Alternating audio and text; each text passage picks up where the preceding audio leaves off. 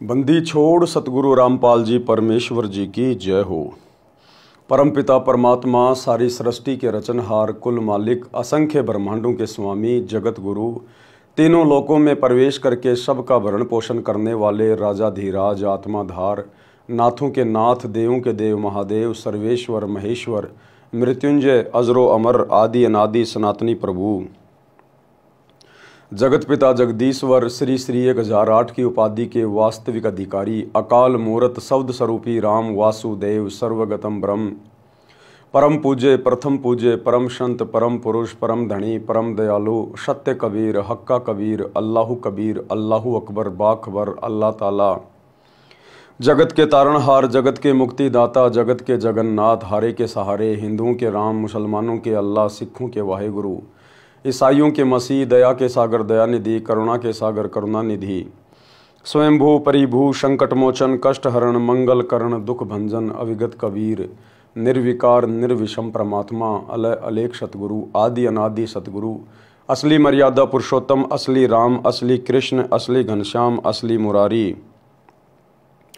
राजाओं के राजा, महाराजाओं के महाराजा, शहंशाहों के शहंशाह, सम्राटों के सम्राट, भगवानों के भगवान, अल्लाहों के अल्लाह, प्रभुओं के प्रभु, मसीहाओं के मसीह, सच्चे वाहिगुरु, बाबाओं के बाबा, पीरों के पीर, सेठों के सेठ, जगत सेठ, सावड़सा सेठ, सर्वगुण संपन्न, अनंत कोटि कलाओं के स्वामी, अनंत कोटि ब्रह्मांडों के नायक, योगियों में महायोगी, ध्यानियों में महाध्यानी, सिद्धों में परम सिद्ध, ज्ञानियों में तत्व ज्ञानी, ब्रह्म ज्ञानी, महाज्ञानी, परम ज्ञानी, सर्वश्रेष्ठ ज्ञानी, विज्ञानी, युवा कबीर, समरथ कबीर, असमवात, अमित ओजा, सच्चे रहनुमा, करीम अल्लाह, सुभान अल्लाह, दुनिया के अंतिम पैगंबर, 8 सितंबर 1951 से गांव धनाना, जिला सोनीपत, हरियाणा, भारतवर्ष की पावन भूमि पे प्रकट रियल कल की भगवान श्री नारायण साकार हरि, श्री बाबा साहेब नूर अनंत परमात्मा, संत शिरोमणि सतगुरु रामपाल जी परमेश्वर जी के चरण कमल में साध संगति से जुड़े हुए आप और हम सभी सत्सेवक भाई बहनों का अनंत कोटि दंडवत प्रणाम।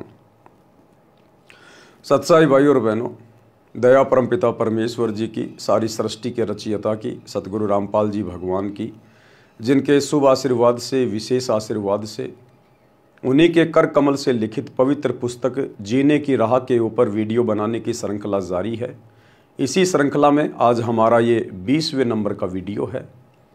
प्रत्येक वीडियो में गुरुदेव भगवान के आशीर्वाद से हमें अध्यात्म के विषय में, भक्ति मार्ग के विषय में, सत भक्ति के विषय में, एक भगत में क्या गुण होने चाहिए, सतगुरु को भगत ने किस दृष्टि से देखना चाहिए, कैसे भक्ति मार्ग पर सफलता प्राप्त होगी, गुरु के साथ कैसा व्यवहार करना चाहिए, आम समाज में हमें कैसे रहना चाहिए, इन तमाम बातों की जानकारी हो रही है और ये तमाम बातें हमारा विश्वास भक्ति मार्ग पर दृढ़ करती जा रही हैं।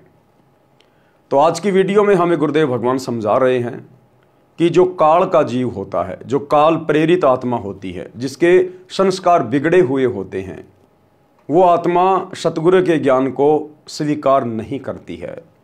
किसी के कहने से, सुनने से अगर नाम दीक्षा भी ले लेगा तो वो सतगुरु के वचन निभा नहीं पाएगा। तो चलिए आगे बढ़ते हैं गुरुदेव के कर कमल से लिखित पवित्र पुस्तक जीने की राह, वीडियो नंबर 20, पेज नंबर 152। काल का जीव सतगुरु का ज्ञान नहीं मानता। कोयल काग का उदाहरण, ये बात समझाने के लिए गुरुदेव भगवान हमें कोयल और कव्वे का उदाहरण दे रहे हैं। कोयल पक्षी कभी अपना अलग से घोंसला बनाकर अंडे पैदा नहीं करती। कारण ये है कि कोयल के अंडों को कौवे खा जाते हैं। इसलिए कोयल को ऐसी नीति याद आई कि जिससे उसके अंडों को हानि न हो सके। ये कोयल है परमात्मा कबीर जी, सतगुरु रामपाल जी, और ये कौवा है काल, 21 ब्रह्मांड का स्वामी। परमात्मा अपने सत भक्तों की अलग से पहचान नहीं होने देता। इसी 21 ब्रह्मांड में, उन्हीं परिवारों में परमेश्वर अपनी आत्माओं को जन्म दे देता है, किसी का बेटा बेटी बना के, जो काल के परिवार हैं, जो काल के अधीन है। उसी परिवार में परमात्मा भी अपनी हंस आत्माएं उनके बेटा बेटी के रूप में भेज देते हैं। इसलिए कोयल को ऐसी नीति याद आई जिससे उसके अंडों को हानि न हो सके।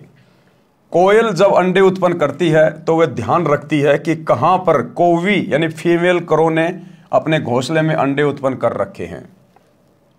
जिस समय कौवी पक्षी भोजन के लिए दूर चली जाती है, यानी जो मादा जो कौवा होता है, जब वो भोजन के लिए अंडे उत्पन्न करके दूर चली जाती है तो पीछे से कोयल उस कौवी के घोंसले में अंडे पैदा कर देती है।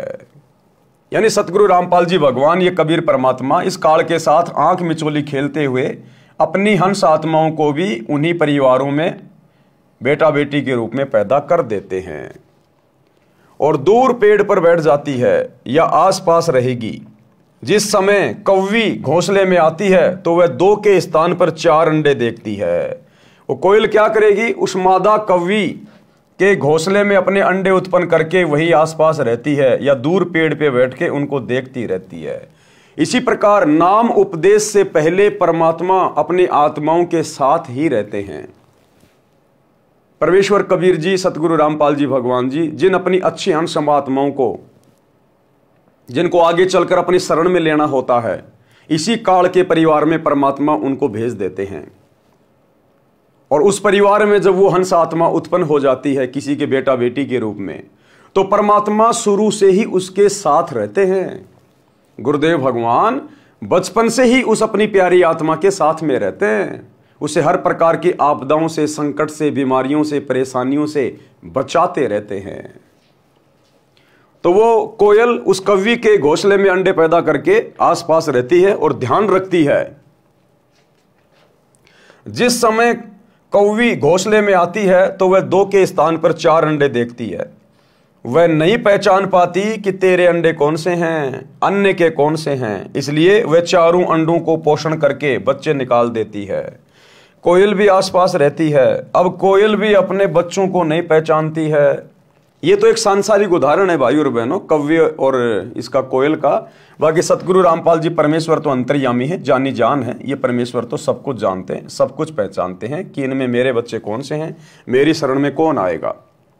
अब कोयल भी अपने बच्चों को नहीं पहचानती है, क्योंकि सब बच्चों का एक जैसा रंग, काला रंग होता है। जिस समय बच्चे उड़ने लगते हैं तब कोयल निकट के अन्य पेड़ पर बैठकर कुहू कुहू की आवाज लगाती है। फिर ये कबीर भगवान सतगुरु रामपाल जी संत रूप में आकर और अपने सत्संग की आवाज लगाना शुरू करते हैं। टीवी के माध्यम से, ज्ञानगंगा पुस्तक के माध्यम से, या अन्य ऑडियो वीडियो के माध्यम से, या किसी अन्य भगत भाई बहन के माध्यम से परमात्मा फिर उस आत्मा तक अपनी जानकारी पहुंचाते हैं, अपनी आवाज वहां तक भेजते हैं। तब कोयल निकट के अन्य वृक्ष पर बैठकर कुहू कुहू की आवाज लगाती है। कोयल की बोली कोयल के बच्चों को प्रभावित करती है। कौवे वाले मस्त रहते हैं। यानी एक परिवार में मान लीजिए 5 मेंबर हैं, और जब सतगुरु रामपाल जी के सत्संग सुनने की बात आती है, उनकी पुस्तक पढ़ने की बात आती है, तो उनमें से 2 बड़ी आसानी से सतगुरु के ज्ञान को समझ जाते हैं, पहचान जाते हैं। बाकी मेंबर नहीं मानते, बार बार कहने पर भी नहीं मानते। तो जो नहीं मान रहे हैं वो तो हैं कौवे के बच्चे, यानी वो काल प्रेरित आत्मा है। और जो तुरंत सत्संग सुनकर या कोई पुस्तक पढ़कर अंदर से जागृत हो जाते हैं कि भैया सत्संग लेना बहुत जरूरी है, नहीं तो बात बिगड़ जाएगी, तुरंत वो नाम दीक्षा के लिए दौड़ पड़ते हैं। तो वो हैं कोयल के बच्चे, कबीर भगवान के बच्चे, सतगुरु रामपाल जी की आत्मा। कोयल की बोली कोयल के बच्चों को प्रभावित करती है। कौवे वाले मस्त रहते हैं। कोयल की आवाज सुनकर कोयल के बच्चे उड़कर कोयल की ओर चल पड़ते हैं। कोयल कुहू कुहू करती हुई दूर निकल जाती है। साथ ही कोयल के बच्चे भी आवाज से प्रभावित हुए कोयल के पीछे पीछे दूर चले जाते हैं। कौवी विचार करती है कि ये तो गए सो गए, जो घोंसले में हैं उनको संभालती हूं कि कहीं कोई पक्षी हानि ना कर दे। ये विचार करके कौवी लौट आती है। इस प्रकार कोयल के बच्चे अपने कुल परिवार में मिल जाते हैं। जब वो मादा कौवी देखती है कि ये बच्चे तो गए सो गए, वो पीछे जो घोंसले में मेरे और बच्चे हैं कहीं उनको कोई पक्षी हानि ना कर दे, वो फिर वापस आ जाती है, कोयल के बच्चों का पीछा छोड़ देती है। इसी प्रकार जो भगत, जो हंस आत्मा अपने सतगुरु से उपदेश लेने के बाद, अपने सतगुरु की आवाज को पहचानने के बाद जब दृढ़ होकर भक्ति मार्ग पर लग जाते हैं, किसी के डराने से, धमकाने से, लोकलाज में डालने से, दबाव डालने से अगर वो पीछे नहीं हटते हैं, भक्ति से नामखंड नहीं करते हैं, मर्यादा नहीं तोड़ते हैं, संघर्ष करते हैं, फिर ये काल रूपी कौवा उन आत्माओं का पीछा छोड़ देता है। थोड़ी देर तो वो कौवी दौड़ती है पीछे पीछे कि मेरे बच्चे गए, मेरे बच्चे गए। तो शुरुआत में तो भगत के पीछे काल लगेगा कि गए गए, मेरा भोजन गया, मेरा भोजन गया। लेकिन वो कोयल के बच्चे पीछे मुड़ के नहीं देखते, वो अपनी मां की आवाज के पीछे पीछे उड़ते ही रहते हैं। तो जब सतगुरु का भगत अपने सतगुरु के ज्ञान को आधार बनाकर अपने आत्म कल्याण के लिए संघर्ष करता ही रहेगा, झुकेगा नहीं, टूटेगा नहीं, मर्यादा खंडित नहीं करेगा, चाहे घर छोड़ना पड़े, चाहे समाज छोड़ना पड़े, फिर वो कौवा, फिर वो मादा कौवा फिर उस भगत का पीछा छोड़ देती है और सोचता है कि पीछे जो मेरे बच्चे हैं कहीं उनको हानि ना हो जाए, उनको संभालता हूं। तो इस प्रकार हम भगत भाई बहनों ने सतगुरु के भक्ति मार्ग पर दृढ़ता के साथ लगना है, ताकि हमारे संघर्ष को देखकर, हमारे दृढ़ निश्चय को देखकर ये काल हमारा फिर पीछा छोड़ दे, अर्थात हमें दुखी करना, परेशान करना फिर ये बंद कर दे। तो जब घर परिवार वाले देख लेते हैं, समाज वाले देख लेते हैं, रिश्तेदार देख लेते हैं कि भैया ये मानने वाला नहीं है, इसको चाहे कितना है कूट लो, कितना है पीट लो, कितना है धमका लो, कितना है कुछ कह लो, ये मानने वाला नहीं है, ये तो बाबा रामपाल का पक्का भगत है, फिर वो घर परिवार रिश्तेदार वाले वो सब हमारा पीछा छोड़ देते हैं कि मरने दो इसको, जो करे वो करने दो, बाढ़ में जाए। तो जो संघर्ष करेगा सतगुरु उसी के साथ रहेगा और काल उसी का पीछा छोड़ेगा। जो दो नाव की सवारी में रहेगा, भक्ति भी करना चाहेगा और रिश्तेदारों को भी खुश रखना चाहेगा, उनकी ब्याह शादी में जाके, छोटे मोटे कार्यों में जाके, उनकी परंपराओं में शामिल होके, तो दो नाव की सवारी वाला कभी भी अपनी मंजिल को प्राप्त नहीं करेगा, ना घर का, ना घाट का, धोबी का कुत्ता बन के रह जाएगा। यह विचार करके वो कौवी लौट आती है। इस प्रकार कोयल के बच्चे अपने कुल परिवार में मिल जाते हैं और फिर वो दृढ़ भगत अंत में भक्ति सफल करके अपने शतलोक में चला जाता है परमानेंट सुख भोगने के लिए। परमेश्वर कबीर जी ने धर्मदास को समझाया है कि हे धर्मदास, तेरा पुत्र नारायण दास काग यानी काल का बच्चा है, उसके ऊपर मेरे प्रवचनों का प्रभाव नहीं पड़ा। आप दयाल करुणामय सत्य पुरुष के अंश हो। अब कबीर परमात्मा ने धर्मदास से कहा कि धर्मदास, तेरा जो बेटा है ना नारायण दास, वो काल की आत्मा है और तुम हो मेरे बच्चे, तुम सत्य पुरुष के अंश हो। आपके ऊपर मेरी प्रत्येक वाणी का प्रभाव हुआ और आप खींचे चले आए। काल के अंश नारायण दास पर कोई असर नहीं हुआ। यही कहानी प्रत्येक परिवार में घटित होती है। जो अंकुरी हंस यानी पूर्व जन्म के भक्ति संस्कारी, जो किसी जन्म में सतगुरु कबीर जी के सत्य कबीर पंथ में दीक्षित हुए थे परंतु मुक्त नहीं हो सके। अब देखो भाई और बहनों, बात आती है पिछली पीढ़ी पे। क्या कह रहे हैं गुरुदेव? जो किसी जन्म में सतगुरु कबीर जी के सत्य कबीर पंथ में, तो सत्य कबीर पंथ हो मेरे भाई कलयुग की पिछली पीढ़ी में शुरू होता है। ये सत्य कबीर पंथ, वास्तविक कबीर पंथ, जहां पूरी भक्ति का आपको ट्रीटमेंट दिया जाता है, ये तो कलयुग की पिछली पीढ़ी में शुरू होता है। यानी कलयुग की पिछली पीढ़ी में ही हम भगत आत्माएं अपने सतगुरु से अपना हाथ छुड़वा लेती हैं, काल के जाल में रह जाते हैं। फिर ये परमात्मा उन्हीं आत्माओं को बार बार काल के हाथ से वापस खींचता है। फिर ये परमात्मा उन आत्माओं को अपनी शरण में लेता है, कलयुग की पिछली पीढ़ी तक लाने का प्रयास करता है। तो जो इस प्रकार की अंकुरी हंस आत्मा होती हैं, जो किसी पिछले युग में, किसी जन्म में इसी कबीर परमात्मा सतगुरु रामपाल जी भगवान की शरण में रह चुकी होती हैं, ये परमात्मा उन्हीं आत्माओं को फिर से मौका देता है और वो आत्माएं तुरंत अपने पिता की बात को जान जाती है, समझ जाती है, पहचान जाती है, तुरंत वो भक्ति को स्वीकार कर लेते हैं। हंस यानी पूर्व जन्म के भक्ति संस्कारी, जो किसी जन्म में सतगुरु कबीर जी के सत्य कबीर पंथ में दीक्षित हुए थे परंतु मुक्त नहीं हो सके, मोक्ष नहीं करवा पाए। वे किसी परिवार में जन्मे हैं, सतगुरु की कबीर की वाणी सुनते ही तड़प जाते हैं। आज हम किसकी वाणी सुनकर तड़पे? सतगुरु कबीर की वाणी, सतगुरु रामपाल जी भगवान की वाणी। क्योंकि सत्संग किसने की अपने मुख कमल से? सतगुरु रामपाल जी ने। तो रियल कबीर वाणी कौन सी है? सतगुरु के सत्संग। तो रियल कबीर कौन हुए? सतगुरु रामपाल जी भगवान। सतगुरु की, कबीर जी की वाणी सुनते ही तड़प जाते हैं, आकर्षित होकर दीक्षा प्राप्त करके शिष्य बनकर अपना कल्याण कराते हैं। उसी परिवार में कुछ ऐसे भी होते हैं जो बिल्कुल नहीं मानते, अन्य जो दीक्षित सदस्य हैं उनका भी विरोध तथा मजाक करते हैं। वे काल के अंश हैं, वे भी नारायण दास की तरह काल के दूतों द्वारा प्रचलित साधना ही करते हैं। पृष्ठ 161 अनुराग सागर का सारांश। कबीर परमात्मा ने कहा कि हे धर्मदास, जिस प्रकार सूरवीर तथा कोयल के बच्चे चलने के पश्चात पीछे नहीं मुड़ते, जिस प्रकार सूरवीर यानी योद्धा रण के मैदान में कभी पीछे नहीं हटता, एक बार आगे बढ़ गया तो मरना मंजूर, पीछे कदम नहीं हटाएगा, पीठ नहीं दिखाएगा। और कोयल के बच्चे एक बार अपनी मां की आवाज को सुनकर यदि घोंसले से उड़ गए तो पीछे मुड़ के नहीं देखते। इसी प्रकार सूरवीर, कोयल के बच्चे और संत यानी भगत, ये कभी पीछे पैर नहीं हटाते, कभी पीछे पैर नहीं हटाते।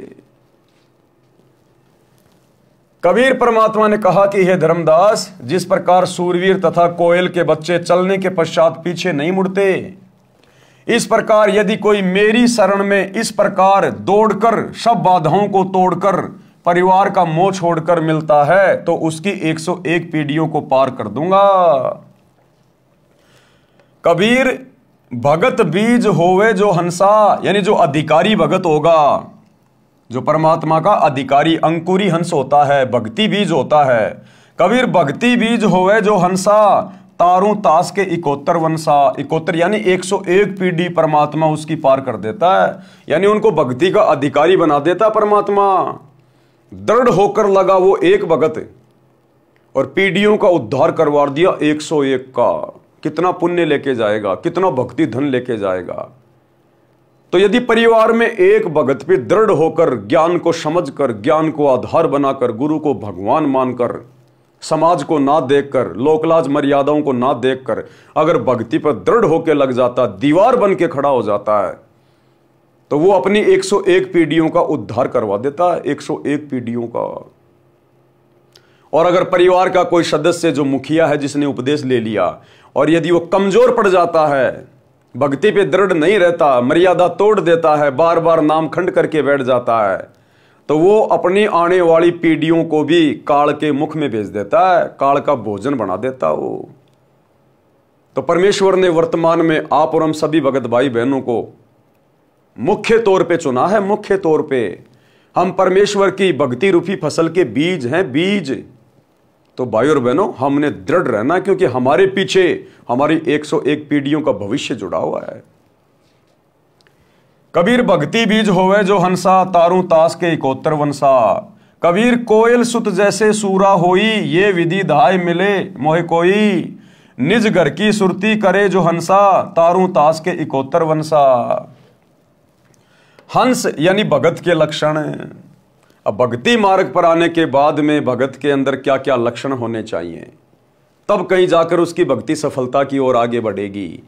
अगर सतगुरु से उपदेश भी ले लिया, भगत भी कहला रहा है और वो ही जगत भाव में चल रहा है, कोई परिवर्तन विशेष उसके अंदर नहीं आया है, तो वो खुद भी अपना सत्यानाश कर रहा है और अपने गुरु के मिशन को भी नरक में लेके जा रहा है। काग जैसी गंदी वृत्ति को त्याग देता है। जो हंस होता है, जो सच्चा भगत होता है, वो काग जैसी गंदी वृत्ति को त्याग देता है। काग क्या करता है? काग गंदी वस्तुएं खाता है, टट्टी खाता है, गोबर खाता है, कीड़े मकोड़े खाता है, मांस खाता है। तो जो गंदी वृत्ति का व्यक्ति होता है वो सच्चा भगत नहीं बन सकता, नेक भगत नहीं बन सकता। वो गंदा भगत नाम लेने के बाद भी राजनीति भी करेगा, समाज से यारी दोस्ती भी निभाएगा, किसी के आरक्षण में जाके बैठ जाएगा बिरानी आग में, गुंडों की सीबीआई जांच भी करवा देगा, जाटों की धर्मशाला भी बनवा देगा, दनाना गांव के लिए स्टेडियम भी बनवा देगा, आश्रमों में हॉस्पिटल भी खुलवा देगा, दुनिया भर की ड्रामेबाजी भी करेगा, राजनेताओं की रैली में भी धक्का खाता फिरेगा और अपने आप को भगत भी कहलाएगा। तो परमात्मा कहते हैं जो काग जैसी गंदी वृत्ति के होते हैं, काग जैसी गंदी वृत्ति को त्याग देता है कौन? जो सच्चा भगत होता है। तो वह हंस यानी भगत बनता है। काग निज स्वार्थ पूर्ति के लिए दूसरों का अहित करता है। किसी पशु के शरीर पर घाव हो जाता है तो कौवा उस घाव से नोच नोच कर मांस खाता है। पशुओं की आंखों से आंसू ढलकते रहते हैं। कौवे की बोली भी अप्रिय होती है। हंस यानी भगत को चाहिए कि अपनी कौवे वाला स्वभाव त्यागे। गुरुदेव कह रहे हैं कि भगत को चाहिए कि नाम उपदेश लेने के बाद में कौवे जैसा स्वभाव त्याग दे, मीठा बोले। भगत की भाषा मीठी होनी चाहिए, गाली गलोच नहीं होने चाहिए, आवाज में कर्कश नहीं होना चाहिए। गुरुदेव कहते हैं कौवा काको धन हरे और कोयल काको देत, यानी कौवा किसका धन खा रहा है, किसका जमीन संपत्ति हड़प रहा है, और कोयल काको देत, और कोयल किसको धनवान बना रही है, पर मीठे वचन बोल के सबको मन हर लेत। कौवा काको धन हरे और कोयल काको देत, पर मीठे वचन बोल के सबको मन हर लेत। इसी प्रकार भगत ने मृदुभाषी होना चाहिए। भगत ने किसी के साथ में ठगी नहीं करनी चाहिए, धोखाधड़ी नहीं करनी चाहिए, रिश्वत वगैरह नहीं लेनी चाहिए, किसी की आत्मा नहीं दुखानी चाहिए, चोरी जारी नहीं करनी चाहिए। भगत ने राजनीति नहीं करनी चाहिए, सबके साथ मित्र भाव में रहे, समभाव में रहे। ये लक्षण बताए गुरुदेव भगवान ने।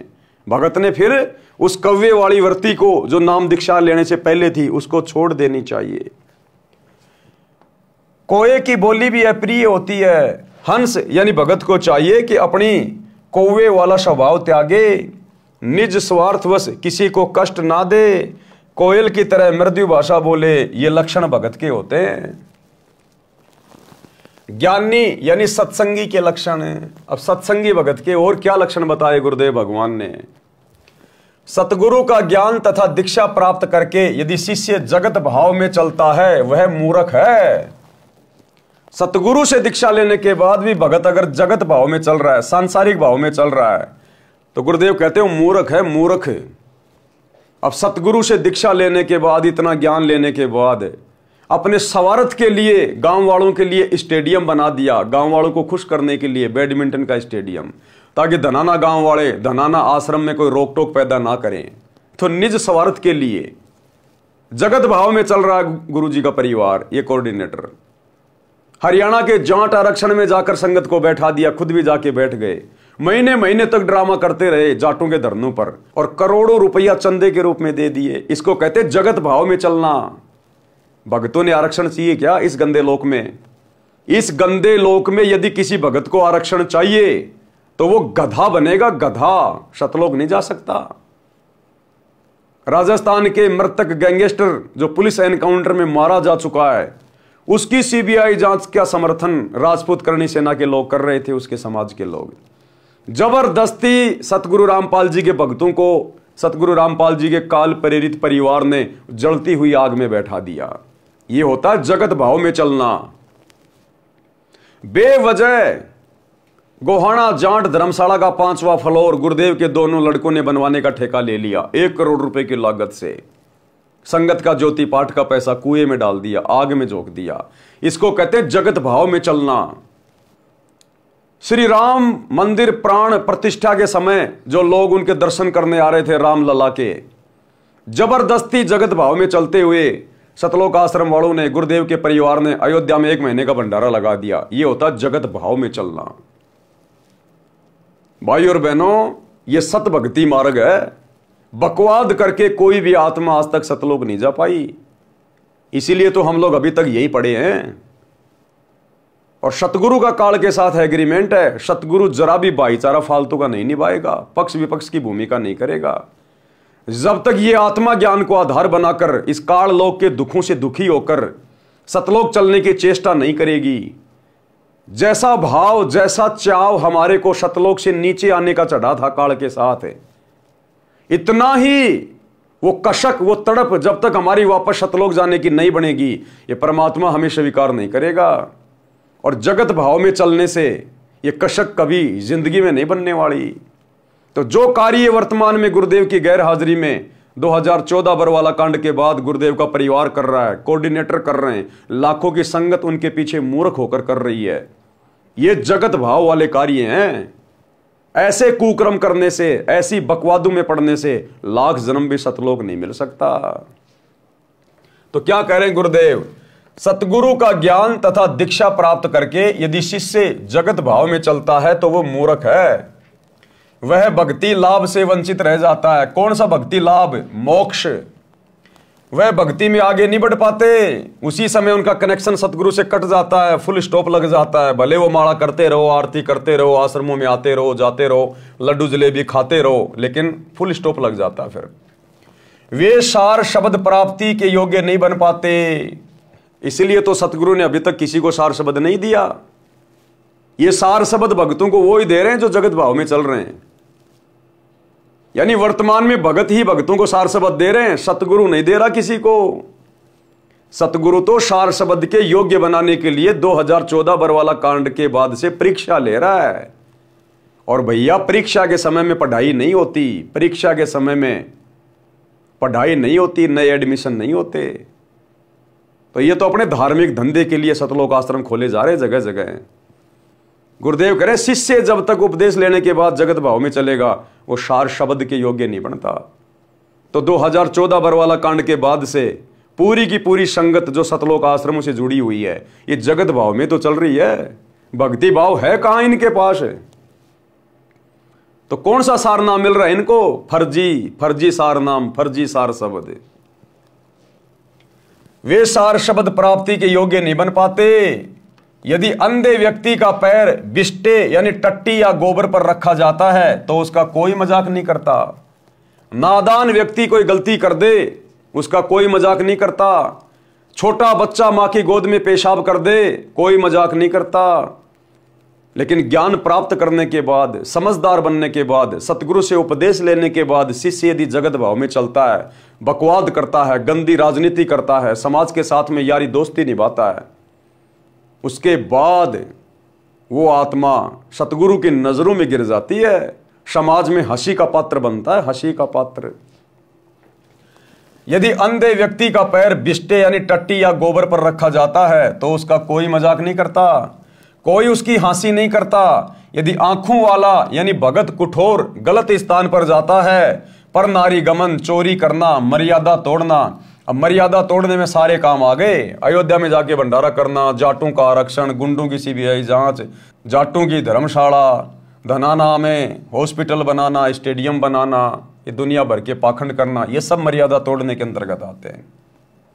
पर नारी गमन, चोरी करना, मर्यादा तोड़ना, वर्जित वस्तु तथा साधना का प्रयोग करना कुठोर कहा जाता है, तो निंदा का पात्र होता है।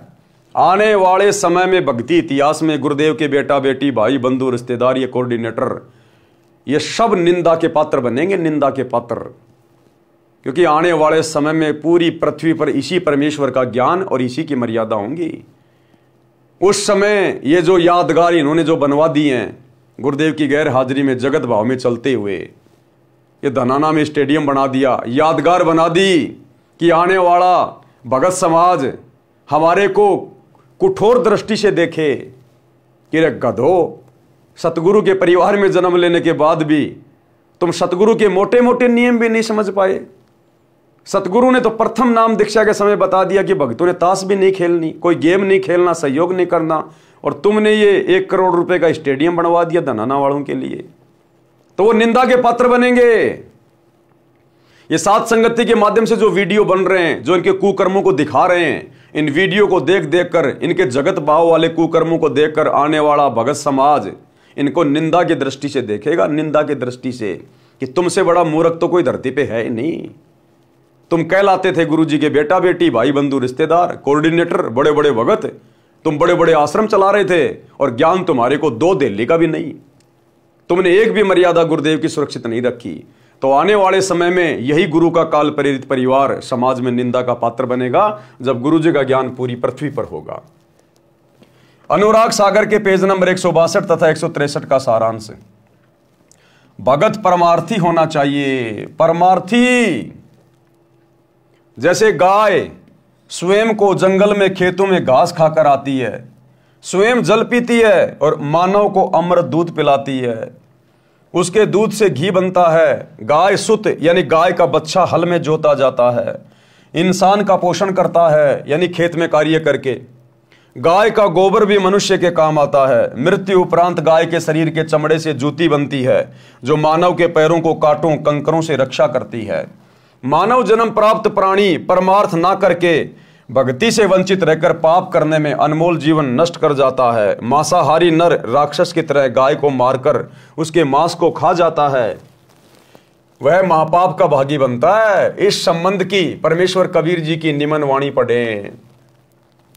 परमार्थी गऊ का दृष्टांत यानी उदाहरण है। गऊ को जानू परमार्थ खानी, गऊ चाल गुण परखूं ज्ञानी। उस गाय की तरह भगत ने अपने आप को भक्ति मार्ग पर रखना चाहिए, परमार्थी भाव में। आपन चरे तरन उद्याना, यानी खुद तो वो घास खाती है, खुद तो गाय क्या खाती है? घास।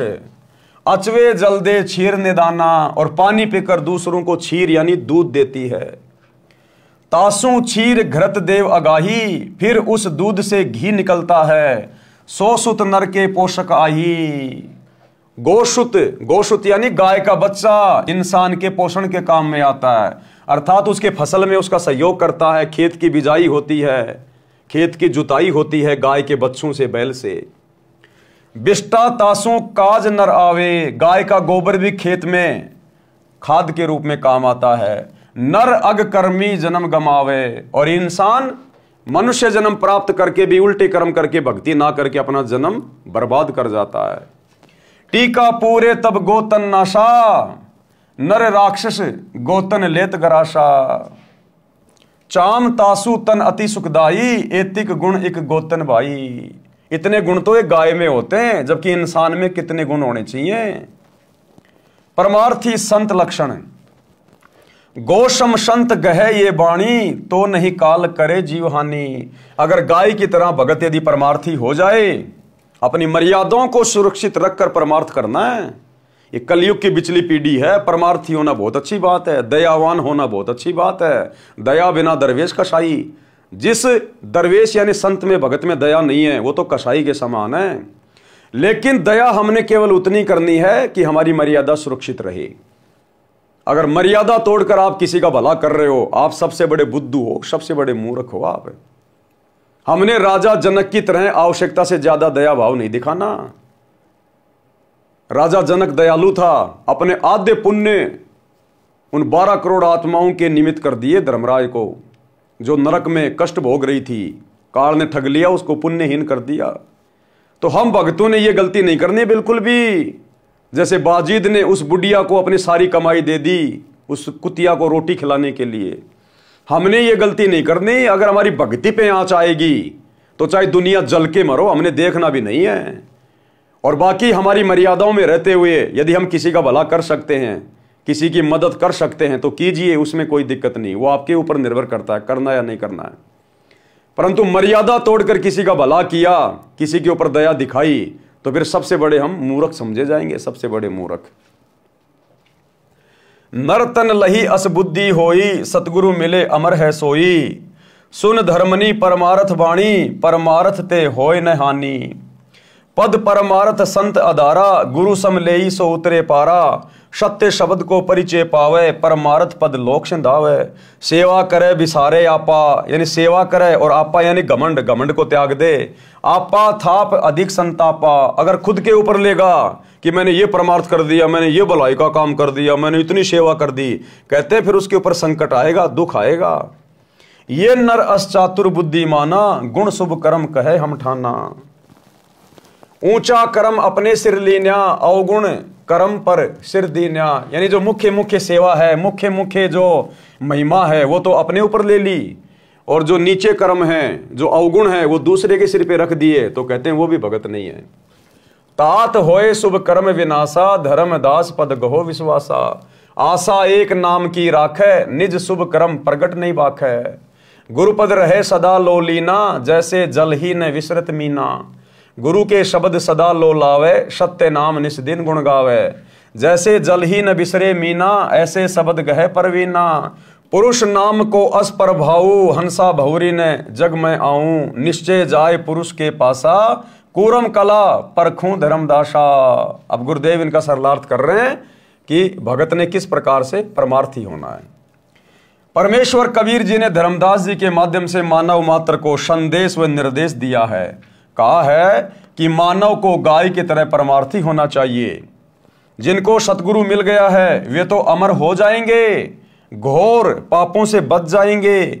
सेवा करे तो अपनी महिमा की आशा ना करे कि मैंने इतनी पुस्तक बांट दी, मैंने इतने भक्तों को नाम दिला दिया।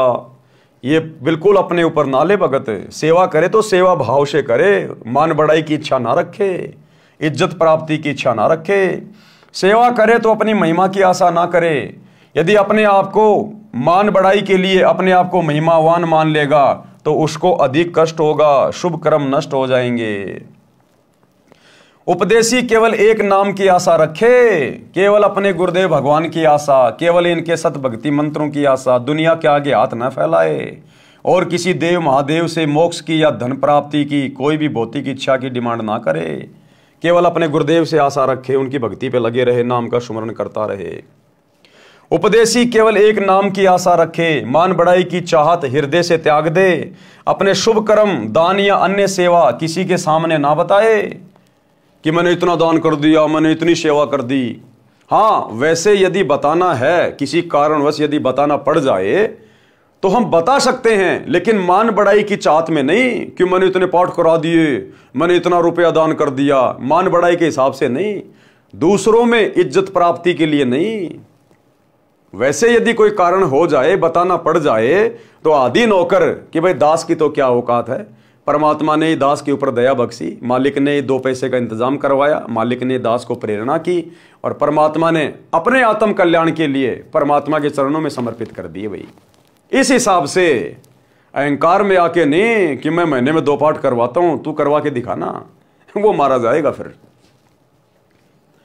मान बढ़ाई की चाहत हृदय से त्याग दे, अपने शुभ कर्म दान या अन्य सेवा किसी के सामने ना बताए।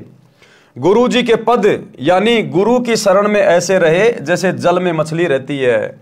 मछली एक पल भी पानी के बिना नहीं रह सकती, तुरंत मर जाती है। ऐसे गुरु की शरण को महत्व देवे। किसकी शरण को? गुरु की शरण को। गुरु जी द्वारा दिए शब्द यानी जाप मंत्र, सतगुरु शब्द जो सतनाम है यानी वास्तविक भक्ति मंत्र में सदा लीन रहे, जो पुरुष परमात्मा का भक्ति मंत्र है, उसका ऐसा प्रभाव है, उसमें इतनी शक्ति है कि साधक पुनः संसार में जन्म मरण के चक्कर में नहीं आता। वह वहां चला जाता है जो सनातन परम धाम, जहां परम शांति है, जहां जाने के पश्चात भगत कभी लौटकर इस गंदे लोक में नहीं आता। यही प्रमाण श्रीमद् भगवत गीता अध्याय 18 श्लोक 62 में है। गीता ज्ञानदाता ने कहा कि हे अर्जुन, तू सर्व भाव से उस परमेश्वर की शरण में जा, उस परमेश्वर की कृपा से ही तू परम शांति को तथा सनातन परम धाम शाश्वतम स्थानम को प्राप्त होगा। अब वो परमेश्वर कौन है जिसकी शरण में जाएं? अब वो परमेश्वर कौन है भैया जिसकी शरण में जाएं और सर्व भाव से भक्ति करें? वो परमेश्वर है सतगुरु रामपाल जी। वो परमेश्वर है ये कबीर भगवान सतगुरु रामपाल जी, जो सतगुरु रूप में तत्वदर्शी संत के रूप में धरती पे प्रकट हैं। ये है वो परमेश्वर जिसकी शरण में जाने के लिए गीता अध्याय 18 श्लोक 62 में कहा गया है कि हे अर्जुन, तू सर्व भाव से उस परमेश्वर की शरण में जा, उस परमेश्वर की कृपा से ही तू परम शांति को तथा सनातन परम धाम शाश्वत स्थानम को प्राप्त होगा। अध्याय 18 श्लोक 62। गीता अध्याय 15 श्लोक 4 में गीता ज्ञानदाता ने कहा है कि तत्व ज्ञान प्राप्ति के पश्चात परमेश्वर के उस परम पद की खोज करनी चाहिए जहां जाने के पश्चात भगत लौटकर कभी संसार में नहीं आता। जिस परमेश्वर ने संसार रूपी वृक्ष की रचना की है उसी की भक्ति करो। किसकी भक्ति करो? जिसने संसार रूपी पेड़ की रचना की है उसी की भक्ति करो। तो भक्ति तो वर्तमान में भैया हम सतगुरु रामपाल जी की कर रहे हैं, तो संसार रूपी वृक्ष की रचना किसने की, यानी सृष्टि की रचना किसने की? सतगुरु रामपाल जी ने, क्योंकि उसी की भक्ति करने का निर्देश है ना। तो भक्ति वर्तमान में हम किसकी कर रहे हैं? गुरुदेव भगवान की। तो कौन हुए संसार रूपी पेड़ के रचनहार? सतगुरु रामपाल जी। जिस परमेश्वर ने संसार रूपी वृक्ष की रचना की है उसी की भक्ति करो। अध्याय 15 श्लोक 4। तो आप और हमारा सौभाग्य, हमें उस परमेश्वर की भक्ति उनकी शरण मिल चुकी है। गीता ज्ञानदाता ने अपनी नाशवान अर्थात जन्म मरण की स्थिति गीता अध्याय 2 श्लोक 12, अध्याय 4 श्लोक 5 व 9 में तथा अध्याय 10 श्लोक 2 में स्पष्ट ही कर रखी है कि अर्जुन, तेरे और मेरे बहुत जन्म हो चुके हैं, तू नहीं जानता, मैं जानता हूं। पाठक जनों, गीता से स्पष्ट हुआ कि गीता ज्ञानदाता काल ब्रह्म है, जो श्री कृष्ण जी के शरीर में प्रवेश करके बोल रहा था, नाशवान है, जन्म मरण के चक्कर में है, तो उसके उपासक की भी यही स्थिति होती है। यानी जो खुद जन्म मरण में है, गीता ज्ञान देने वाला, चाहे श्री कृष्ण मानो, चाहे विष्णु मानो, चाहे काल मानो, जब वो खुद ही जन्म मरण में है, गीता अध्याय 4 श्लोक 5 और 9 में कह रहा है, गीता अध्याय 10 श्लोक 2 में कह रहा है कि मैं तो जन्म मरण में हूं, तो बताओ फिर उनकी भक्ति करने से उनके भक्तों की जन्म और मृत्यु कैसे समाप्त हो जाएगी? श्री कृष्ण की भक्ति करने से, श्री विष्णु जी की भक्ति करने से या काल ब्रह्म की भक्ति करने से भगत की कभी भी जन्म और मृत्यु समाप्त नहीं हो सकती, क्योंकि वे खुद जन्म और मृत्यु में है। तो उनके उपासक की भी यही स्थिति होती है। इसलिए गीता अध्याय 18 श्लोक 62 तथा अध्याय 15 श्लोक 4 में वर्णित लाभ नहीं हो सकता। यानी वो सनातन परम धाम काल की भक्ति से, विष्णु की भक्ति से, श्री कृष्ण की भक्ति से प्राप्त नहीं हो सकता। वो सनातन परम धाम प्राप्त होगा सतगुरु रामपाल जी इस कबीर भगवान की सत भक्ति से, इनकी शरण में आने से। दूसरी बात यह सिद्ध होती है कि गीता ज्ञानदाता से कोई अन्य समर्थ तथा सर्व लाभदायक परमेश्वर है। तभी तो कह रहा कि तू सर्वभाव से उस परमेश्वर की शरण में जा। अरे भाई, अपने से अन्य की शरण में जाने के लिए गीता का ज्ञान देने वाला कह रहा है, इसका मतलब गीता ज्ञानदाता के पास में वो सामर्थ्य नहीं है, वो भक्ति नहीं है, वो शक्ति नहीं है। तभी तो अपने से अन्य की शरण में जाने के लिए अर्जुन को कह रहा है कि अगर तुझे सनातन परम धाम प्राप्त करना है, जन्म मरण का रोग कटवाना है, परम शांति चाहिए, तो उस परमेश्वर की शरण में जा। तो कौन है वो परमेश्वर जिसकी शरण में जाने के लिए गीता का ज्ञान देने वाला भगवान भी कह रहा है? वो है कबीर भगवान। और वो कबीर भगवान वर्तमान में धरती पर सतगुरु रामपाल जी के रूप में प्रकट है। दूसरी बात यह सिद्ध होती है कि गीता ज्ञानदाता से कोई अन्य समर्थ तथा सर्व लाभदायक परमेश्वर है, जिसकी शरण में जाने के लिए गीता ज्ञानदाता यानी काल ब्रह्म ने कहा है, वह परमेश्वर बंदी छोड़ जी हैं। कौन है? वह परमेश्वर कबीर बंदी छोड़ जी हैं, जो आज सतगुरु रामपाल जी के रूप में धरती पे प्रकट है। उन्होंने अपनी महिमा स्वयं ही कही है। आज गुरुदेव अपनी महिमा स्वयं ही बता रहे हैं, सृष्टि रचना का ज्ञान स्वयं ही दे रहे हैं। ब्रह्मा विष्णु महेश की रचना, उत्पत्ति, जन्म मरण स्वयं बता रहे हैं। सारे धर्मशास्त्रों को स्वयं ही आके बता रहे हैं, सृष्टि का ज्ञान स्वयं दे रहे हैं। क्योंकि इनके अलावा इनकी महिमा कोई दूसरा नहीं बता सकता, क्योंकि इनके बारे में कोई दूसरा यहाँ का प्राणी जानता ही नहीं है। उन्होंने अपनी महिमा स्वयं ही कही है, जो आप जी कबीर सागर में पढ़ रहे हैं। परमेश्वर ने अनुराग सागर पेज 13 पर कहा है कि सत्य पुरुष द्वारा रची सृष्टि के विषय में बताई कथा का साक्षी किसको बनाऊं, क्योंकि सबकी उत्पत्ति बाद में हुई है। यानी सबसे पहले यही कबीर परमात्मा सतगुरु रामपाल जी भगवान प्रकट हुए, स्वयंभू परमात्मा। उसके बाद इन्होंने सारी सृष्टि उत्पन्न की है। तो इनकी कहानी भला कौन जान सकता है, क्योंकि सब तो इनके बाद में उत्पन्न हुए, इन्हीं के द्वारा। तो अपने द्वारा रची गई सृष्टि के विषय में ये कबीर परमात्मा स्वयं ही नीचे संत रूप में आके ठीक ठीक बताता है, क्योंकि सबकी उत्पत्ति बाद में हुई है। पहले अकेले सत्य पुरुष थे। यहां पर विवेक करने की बात यह है कि कबीर जी को ज्ञान कहां से हुआ? जब सृष्टि रचना के समय कोई नहीं था। इससे स्वयं सिद्ध है कि ये स्वयं पूर्ण परमात्मा सृष्टि के रचनहार हैं। जिन महान आत्माओं को परमेश्वर कबीर जी मिले हैं, उन्होंने भी यही साक्ष्य दिया है। गरीब अनंत कोटि ब्रह्मांड का एक रति नहीं भार, और सतगुरु पुरुष कबीर है कुल के सृजनहार। अनंत कोटि ब्रह्मांड का एक रति नहीं भार। ये इतने बड़े बड़े ब्रह्मांड, इतने बड़े बड़े लोक, द्वीप, चांद, सूरज, गैलेक्सी, ये तारे सितारे परमात्मा ने बना बना के छोड़ दिए। ये सब के सब कबीर परमेश्वर सतगुरु रामपाल जी भगवान की समर्थता के कारण, उनकी वचन शक्ति से बंधे होने के कारण अपनी अपनी जगह पे चक्कर लगा रहे हैं। अब वैज्ञानिक कहेंगे ये तो गुरुत्वाकर्षण के कारण हो रहा है। अरे तो वो गुरुत्वाकर्षण किसने पैदा किया? वो भी तो इसी कबीर भगवान ने पैदा किया, जिसको तुमने गुरुत्वाकर्षण का नाम दे दिया। संत भाषा में उसको परमेश्वर की वचन शक्ति कहते हैं, वचन शक्ति। तो कहते हैं गरीब अनंत कोटि ब्रह्मांड का एक रति नहीं बार, और सतगुरु पुरुष कबीर है। यानी सतगुरु ही वो समर्थ पुरुष है, कबीर है, कुल के सृजनहार, पूरी सृष्टि को जिन्होंने रचा है। भावार्थ इस वाणी से ही स्पष्ट है। क्या स्पष्ट है? यानी अगर कबीर भगवान है, अगर कबीर जी ही परमात्मा है, कबीर जी भगवान है, तो उनको ज्ञान कहां से हुआ? और तो कोई ज्ञान देने वाला था ही नहीं यहां पर। उस कबीर परमात्मा ने आके ज्ञान बताया सबको। तो कबीर जी को ज्ञान देने वाला कौन? कोई नहीं। इसीलिए तो उसको जगत गुरु कहा जाता है। इसीलिए तो जगत गुरु उसी को कहा जाता है जो स्वयं ही यहां आकर जगत का ज्ञान दे, सृष्टि का ज्ञान दे।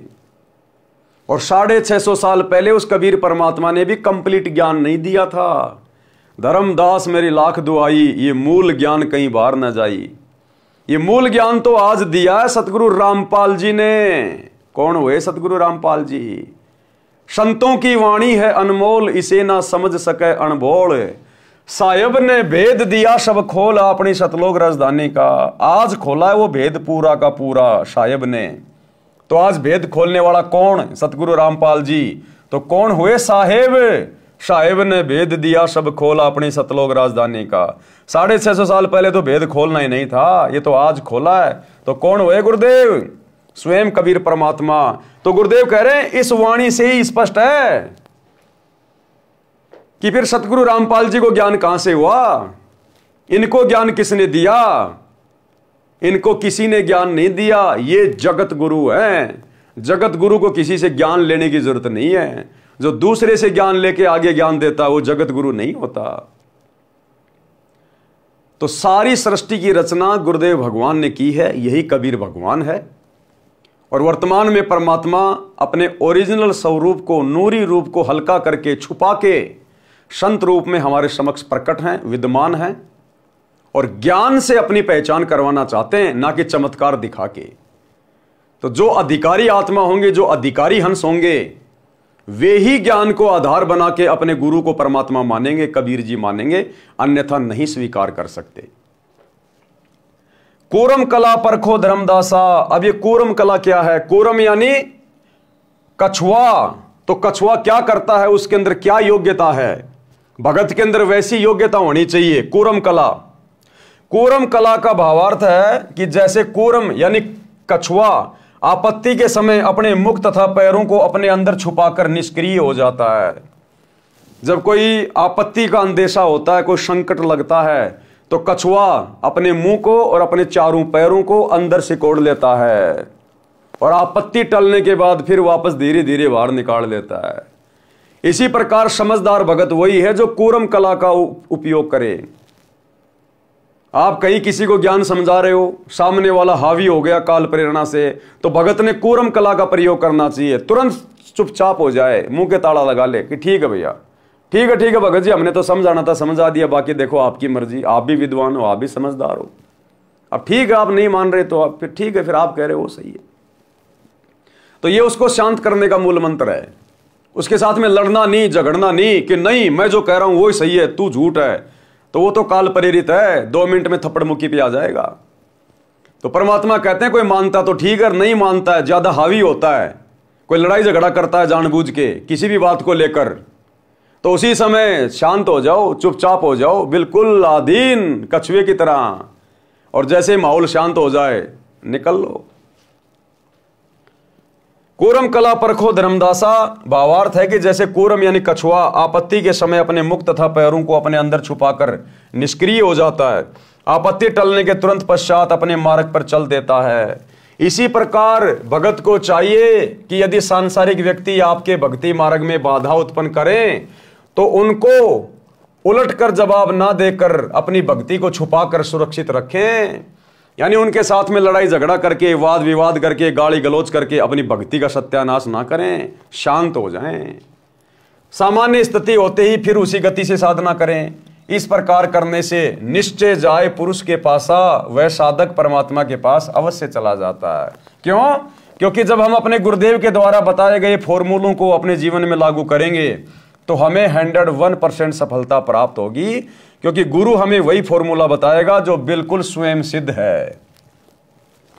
अनुराग सागर पेज 163 281 पर सोरठा।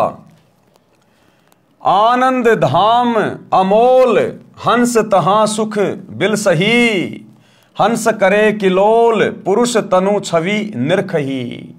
ये जो सोरठा होता है इसको उल्टा पढ़ा जाता है, पहले ये आगे की लाइन, फिर पीछे की, फिर आगे की, फिर पीछे की। भावार्थ, उपरोक्त ज्ञान के आधार से साधना करके साधक अमर धाम में चला जाता है। यानी गुरुदेव के द्वारा बताई गई साधना करके, गुरुदेव के द्वारा बताए गए फॉर्मूलों को अपने भगत वाले जीवन में लागू करके भगत फिर मर्यादा में रह के आजीवन भक्ति करेगा तो फिर वो परम धाम को चला जाता है। उपरोक्त ज्ञान के आधार से साधना करके साधक अमर धाम में चला जाता है। यहां ज्ञान आधार बताया गुरुदेव ने, गुरुजी के बेटे के आधार से नहीं, गुरुजी की बेटी के आधार से नहीं, किसी कोऑर्डिनेटर के आधार से नहीं, भक्तों ने देखा देखी के आधार से नहीं, जगत के आधार से नहीं, ज्ञान के आधार से साधना करके साधक अमर धाम में चला जाता है। वहां पर आनंद भोगता है, वह शतलोक बेशकीमती है। वहां पर सत्य पुरुष के शरीर की शोभा देखकर आनंद मनाते हैं। दीक्षा लेकर नाम का सुमरण करना अनिवार्य, यानी नाम उपदेश लेने के बाद यदि आप सुमरण करने में, भक्ति करने में गफलत करते हैं तो ये भक्ति मार्ग में भगत के हित में नहीं है, फिर भगत नुकसान उठाएगा। तो क्या कह रहे हैं गुरुदेव? दीक्षा लेकर नाम का सुमरण करना अनिवार्य है। और गुरुदेव हमें राजा बीर सिंह बघेल की पत्नी का उदाहरण देकर, जिसने सतगुरु से उपदेश ले लिया था 650 साल पहले, लेकिन राजा की रानी थी, किसी चीज की कमी थी नहीं, ना खाने की ना पहनने की, नौकर चाकर खूब थे। वो भक्ति को हल्के में ले रही थी कि किसने देखा है मरने के बाद यम के दूत आएंगे, नरक में जाएंगे, ये होगा। गुरु के वचनों को ज्यादा ध्यान नहीं देती थी। लेकिन एक समय उसका समय आया, यम के दूत आए और उसको पकड़ के लेके गए। तब उसको पता चला कि गुरुजी जो सत्संग में कहते थे बिल्कुल सत्य बातें हैं। तो गुरुदेव कह रहे हैं आपने पहले से ही इन उदाहरणों को देखकर, पढ़कर, सुनकर आपने भक्ति को हल्के में नहीं लेना चाहिए, मर्यादा तोड़कर भक्ति नहीं करनी चाहिए, गुरु को हल्के में नहीं लेना चाहिए। अध्याय बीर सिंह बोध पृष्ठ 123 पर राजा बीर सिंह की एक छोटी रानी सुंदरदेई थी। राजा बीर सिंह की छोटी रानी का नाम था सुंदरदेई। उसने भी परमेश्वर कबीर जी से दीक्षा ले रखी थी। उसने सत्संग बहुत सुने थे लेकिन विश्वास कम था। नाम की कमाई यानी साधना नहीं करती थी। जब रानी का अंतिम समय आया तो यम के दूत राजभवन में प्रवेश कर गए, क्योंकि भक्ति पूरी उसकी बनी नहीं। भाई जिसकी भक्ति पूरी बनेगी, जो आजीवन मर्यादा में रहेगा, गुरु को परमात्मा मानेगा, तो यम के दूत आएंगे नहीं उसको लेने के लिए। लेकिन राजा बीर सिंह की रानी को लेने के लिए कौन आए? यम के दूत। यानी जिस भगत की भक्ति अधूरी रहेगी, जो भक्ति को हल्के में लेगा, मर्यादा तोड़ देगा, जगत भाव में चलेगा, नाम का सुमरण कम करेगा, बकवास ज्यादा करेगा, तो परमात्मा कहते फिर मैं नहीं आऊंगा लेने के लिए, फिर यम के दूत ही आएंगे, वो तुम्हारे रिश्तेदारी आएंगे फिर लेने के लिए। जब रानी का अंतिम समय आया तो यम के दूत राजभवन में प्रवेश कर गए। फिर यमदूत रानी के शरीर में प्रवेश कर गए और अंतिम श्वास का इंतजार करने लगे। उस समय रानी सुंदरदेई के शरीर में बेचैनी हो गई। यमदूत दिखाई देने लगे। राजा ने रानी से पूछा क्या बात है? रानी ने कहा कि मुझे राजपाट, महल, आभूषण कुछ भी अच्छा नहीं लग रहा। पहले बहुत अच्छा लग रहा था, जब गुरुजी कहते थे बेटी नाम का सुमरण किया कर, ज्यादा भजन किया कर, ये काम आएगा, ये तेरा राजपाट, तेरे नौकर चाकर, तेरे गहने, ये तेरा राजा सब यहीं रह जाएंगे। तो रानी को विश्वास नहीं होता था, हल्के में लेती थी। और जब वो यम के दूत शरीर में प्रवेश कर गए, अंतिम श्वास का इंतजार करने लगे कि कब इसका गला दबाएं, तो रानी को बेचैनी हो गई। वो हार, श्रृंगार, गहने, नौकर चाकर, राजपाट सब फीका लगने लगा। तो जब राजा बीर सिंह ने पूछा कि बेचैन क्यों हो, तो क्या कहा? रानी ने कहा मुझे राजपाट, महल, आभूषण कुछ भी अच्छा नहीं लग रहा। रानी ने कहा कि साधु संतों को बुलाकर परमात्मा की चर्चा कराओ। अब साधु संत क्या करेंगे भैया? पूरी जिंदगी तो भक्ति नहीं करी, नाम का सुमरण नहीं किया, बकवादों में लगे रहे, लड्डू जलेबी बर्फी खाते रहे, मर्यादा तोड़ते रहे, तो अंत समय में भगत क्या करेंगे आके? जब भगवान ही साथ नहीं दे रहा तो भगत क्या ढोलक पेटी बजा के तुम्हारा उद्धार कर देंगे। रानी ने कहा कि साधु संतों को बुलाओ, परमात्मा की चर्चा कराओ। साधु तथा भगत आकर परमात्मा की चर्चा तथा भक्ति करने लगे। अब राजा था भाई, उसने भक्तों को बुला लिया, आ जाओ भाई, रानी याद कर रही है। अब भगत क्या चर्चा करेंगे, वो ढोलक पीटेंगे, भजन गाएंगे 650 साल पहले वाले। उससे कोई लाभ नहीं हुआ। रानी के शरीर में कष्ट और बढ़ गया। अर्ध अर्ध यानी आधा आधा श्वास चलने लगा। श्वास खींच खींच कर आने जाने लगा। हृदय कमल को त्याग कर जीव भयभीत होकर त्रिकुटी की ओर भागा। यमदूतों ने चारों ओर से घेर लिया। चारों यमदूतों ने जीव को घेर कर कहा कि आप चलो, हरि ने तुम्हें बुलाया है। तब रानी के जीव को सत्संग वचन याद आए। उस समय याद आए उसको गुरुजी के वचन कि गुरुजी सत्संग में सही कहा करते थे, भाई यम के दूत आएंगे लेने के लिए अगर भक्ति नहीं करी तो, और गला पकड़ के लेके जाएंगे। अब रानी को तुरंत गुरुजी के सत्संग याद आ गए। अब भाई और बहनों, याद हुआ तो कुछ नहीं आना उस समय। जिसने जैसी भक्ति करी है परमात्मा ही साथ रहता है। लेकिन यहां ये सारी बातें गुरुदेव आप और हम पिछली पीढ़ी वालों को सतर्क करने के लिए ये रानी सुंदर देवी का उदाहरण दे रहे हैं, उसके अंतिम जीवन की सत्य कथा बता रहे हैं। अगर उस समय तुम्हें गुरु का वचन याद आ भी गया तो भी तुम क्या कर लोगे? जब भक्ति तुम्हारी पूरी नहीं है तो गुरु क्या कर लेगा भाई? तो गुरुदेव हमें समझा रहे हैं वर्तमान वाले भक्तों को कि तुम्हारा फाइनल दाव है, गफलत मत करना। उस रानी सुंदर देवी की तरह गफलत मत करना सुमरण करने में, भक्ति करने में, दान धर्म करने में। अगर मर्यादा तोड़कर भक्ति को हल्के में लोगे, जगत भाव में चलोगे तो अंत समय में तुम्हारे साथ यही होगी। फिर तुम्हारा गुरु नहीं आएगा विमान लेके, फिर काल के दूत आएंगे लठ लेके। तब रानी के जीव को सत्संग वचन याद आए। उसने यमदूतों से कहा कि हे बटपार, हे जालिमों, तुम यहां क्यों आ गए? हमारा सतगुरु हमारा मालिक है, आप हमें नहीं ले जा सकते। मेरे सतगुरु धनी मालिक ने मुझे नाम दिया है, मेरे गुरुजी आएंगे तो मैं जाऊंगी। ये बात सुनकर यम के दूत बोले कि यदि आपका कोई खसम यानी धनी है तो उसको बुलाओ, नहीं तो हमारे साथ परमात्मा के दरबार में चलो। जीव ने कहा, धरणी आकाश से नगर नियारा, तहां निवाजे धनी हमारा। कि मेरा धनी, मेरा मालिक तो शतलोक में निवास करता है। अगम शब्द जब भाखे नाऊं, तब यम जीव के निकट नहीं आऊं।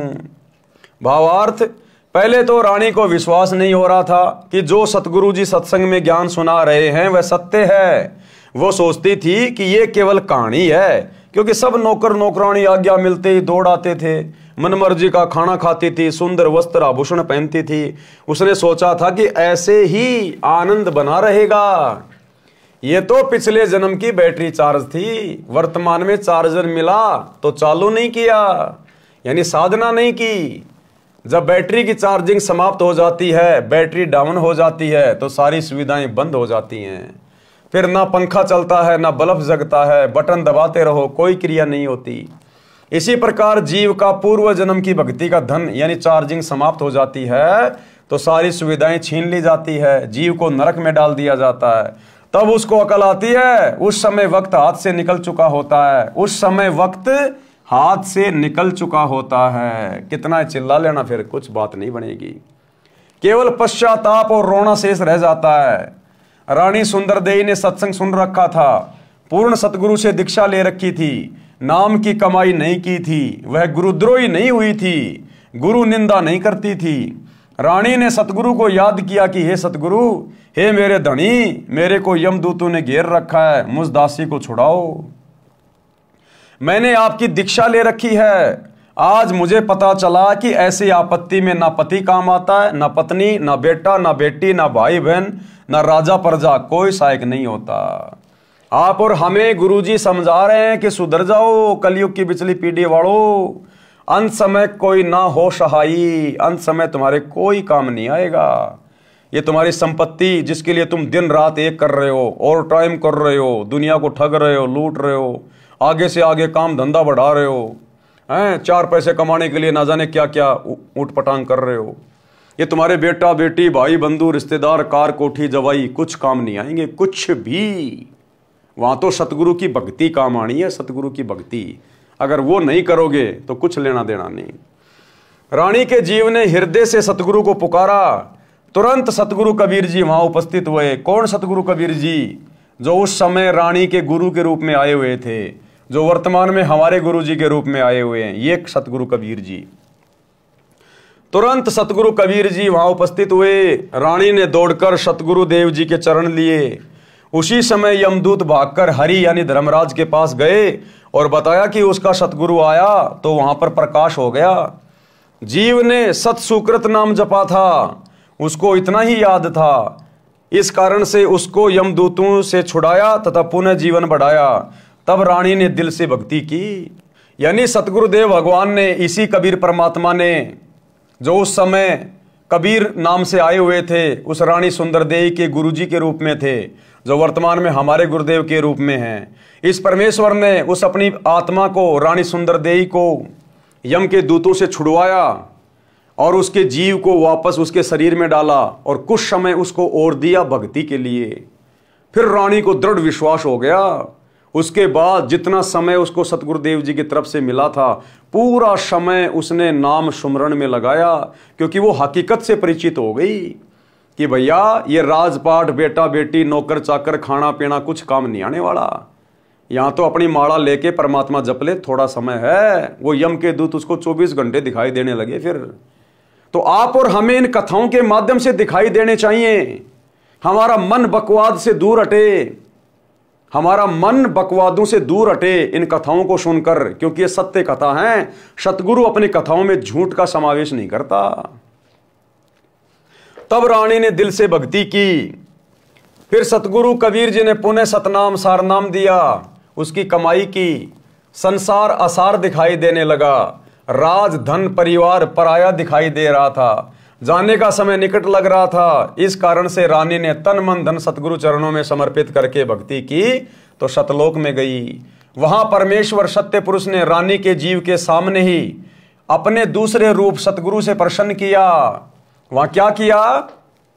सतगुरु ने अपने ही दूसरे रूप में, जो वहां पर सतलोक में बैठे हुए थे सिंहासन पर, उस सिंहासन पर बैठे हुए कबीर परमात्मा ने अपने ही दूसरे रूप से बात की। कौन से रूप से? जो सतगुरु रूप में रानी को नीचे से ऊपर लेकर गए थे। अर्थात सतगुरु और परमात्मा दोनों एक ही हैं। क्या कह रहे हैं? देखो, वहां परमेश्वर यानी सत्य पुरुष ने रानी के जीव के सामने अपने ही दूसरे रूप सतगुरु से प्रसन्न किया। यानी गुरुदेव हमें विश्वास दिलाना चाह रहे हैं कि तुम्हारा गुरु स्वयं सत्य पुरुष है, अपने एक रूप में सतलोक के सिंहासन पे बैठा है, जो दूसरे सतगुरु रूप में तुम्हें यहां से लेने आया है, काल के जाल से छुड़ाने आया है। गुरु और गोविंद दो नहीं भाई, जब तक दो समझोगे दो जग में जाई। वहां परमेश्वर सत्य पुरुष ने रानी के जीव के सामने अपने ही दूसरे रूप सतगुरु से प्रसन्न किया कि हे कड़ीहार यानी तारणहार, मेरे जीव को यमदूतों ने कैसे रोक लिया। सतगुरु रूप में कबीर जी ने कहा कि हे परमेश्वर, इसने दीक्षा लेकर भक्ति नहीं की, दीक्षा लेकर भक्ति नहीं की, इस कारण से इसको यमदूतों ने घेर लिया था, मैंने छुड़वाया। परमेश्वर कबीर जी ने जीव से कहा कि आपने भक्ति क्यों नहीं की, सतलोक में कैसे आ गई। अब डांट मारी परमात्मा ने अपने दूसरे रूप में उस जीव को कि तूने भक्ति पूरी नहीं की, तू कैसे आ गई फिर तू सतलोक में। वो और ज्यादा डर गई कि भाई यहां तो भक्ति करनी पड़ेगी। सिर नीचा करके जीव ने कहा कि पहले मुझे विश्वास नहीं था, फिर यमदूतों की यातना देखकर मुझे आपकी याद आई, आपका ज्ञान सत्य लगा, आपको पुकारा, आपने मेरी रक्षा की, फिर मेरे को वापस जीवन दिया गया, तब मैंने दिलो जान से आपकी भक्ति की। पूर्ण दीक्षा प्राप्त करके आपकी ही कृपा से, गुरु जी के सहयोग से मैं यहां आपके चरणों में पहुंच पाई हूं। लेकिन हमने ये गलती नहीं करनी, हमने ये गलती नहीं करनी। यदि सतगुरु रामपाल जी खुद दूसरा रूप बनाकर अगर हमारी परीक्षा ले इस प्रकार की, तो हमने उस रानी के जीव की तरह ये गलती नहीं करनी।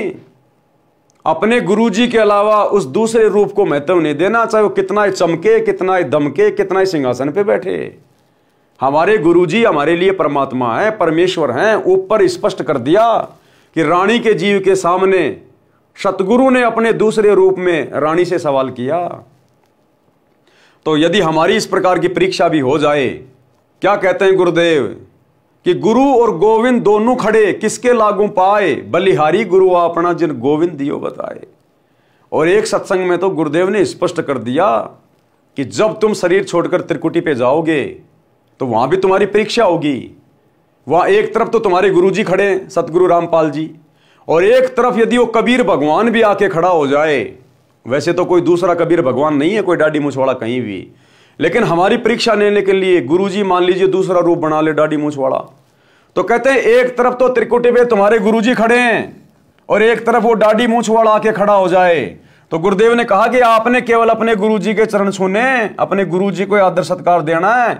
उस नकली कबीर की तरफ यदि आपने देख भी लिया, झांक भी लिया, दंडवत करना बहुत दूर की बात है, उसी समय फेल हो जाओगे।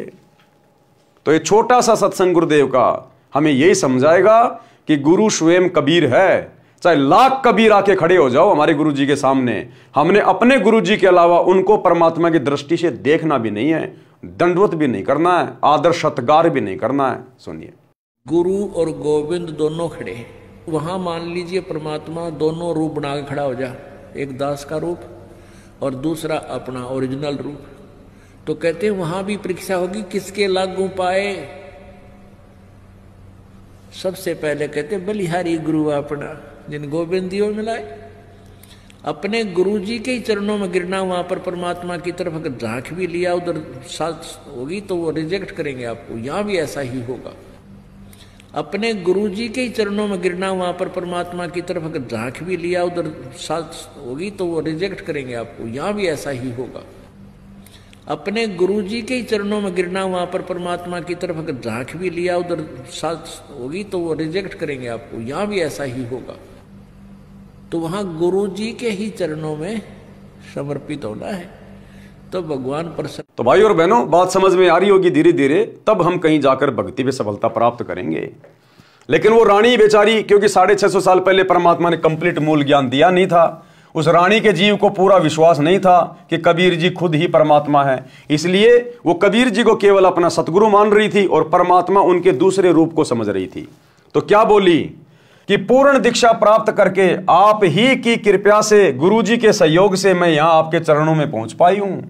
शतलोक में जाकर भगत अन्य भक्तों के पास भेज दिया जाता है, सुंदर अमर शरीर मिलता है, बहुत बड़ा आवास महल मिलता है, विमान आंगन में खड़ा है, सिद्धियां आदेश का इंतजार करती हैं, तुरंत विद्युत की तरह सक्रिय होती हैं, जैसे बिजली का बटन यानी स्विच दबाते ही बिजली से चलने वाला यंत्र तुरंत कार्य करने लगता है। ऐसे वहां पर वचन का बटन यानी स्विच है, जो मुख से निकाल देंगे, जो बात मन में सोच लेंगे तुरंत एक्टिव हो जाएगी।